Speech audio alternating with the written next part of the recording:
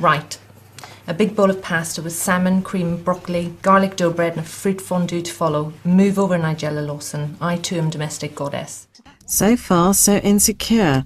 I wondered whether my heroine would seem any different. Pippa was hunting for the other trainer when she heard her mobile beep. Meeting set up for 11:30. She looked at her watch. She had 2 hours. The dogs would just have to cross their legs. She would need all that time to get ready. The dogs scratched reproachfully at the door as Pippa pulled out the contents of her wardrobe. The pink jumper was pretty but had a large toothpaste stain around about the right nipple. The polka dot dress she had worn for Karen's wedding no longer flattered her curves. Now it was bringing out her inner sausage. Firmly, she pulled on the knickers she'd been given at Karen's hen night, the ones that tied up at the side with black satin bows. Right. So she's expecting those knickers to come off, is she? She's putting them on because she wants to think that she might. Right. Yes, yes. Oh, right. Not entirely sure what she looks like. So what does she look like? Well, I think she's just got divorced, and she's been left with the dogs, and I think she's probably a little bit overweight, so most of her clothes don't fit her. Right. And she's not quite sure about her sex appeal, which is why she's boosting it. Yeah. Hence the knickers. Fun. Hugely fun. Like it a lot.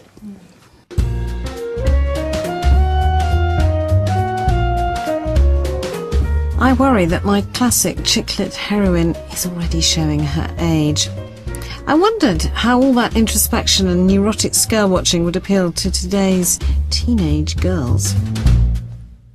Don't you find with some of the chick lit, it's quite interesting that, all these novels written at the beginning of the 19th century show women being independent, saying no. And then if you read Shopaholic, or there's a book called The Undomestic Goddess, it's all about women giving up their careers so that they can kind of be housekeepers.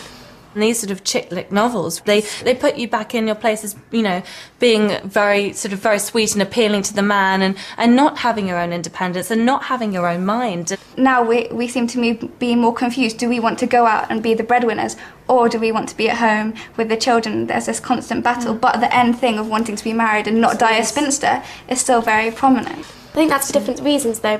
Bridget Jones, her end aim is to get married because she's shallow. I think she doesn't really have any other expectations in life. She doesn't want to be successful. But whereas if you look at Elizabeth Bennet, she doesn't really have a choice.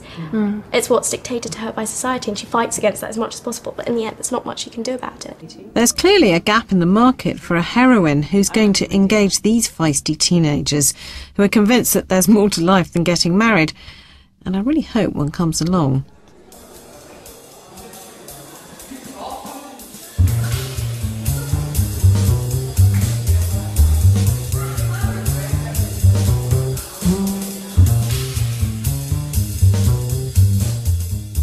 In today's consumer society, the world of Bridget Jones and Sophie Kinsella, there are virtually no restrictions on what you can and can't have, whether it's handbags or boyfriends. The only thing stopping you from getting them is yourself. Well, now we can get married, we can be domestic, we can conquer the world if we want to, or we can do something in between, and maybe neither of those extremes is quite right. If those early feminists had ever had a clue about how exhausted the generations of young women with all these choices, all these freedoms were going to get, trying to be everything to everybody.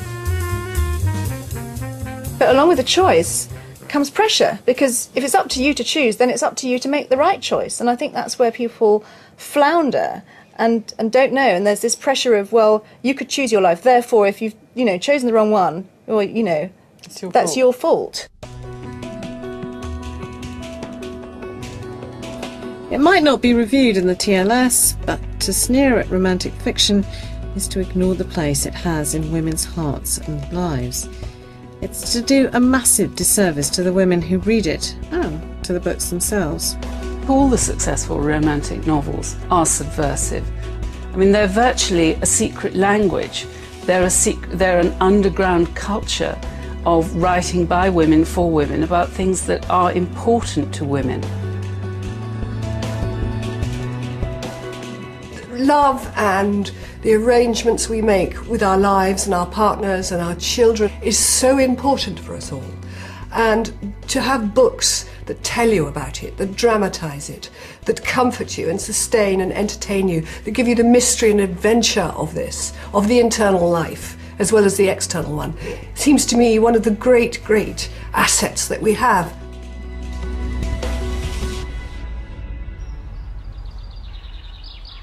You can look at it as a holiday from real life or a dereliction of duty, but there's no denying that romantic fiction has an extraordinary connection with its audience.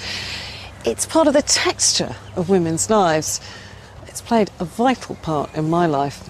I really don't think that I'd be the woman I am today without it.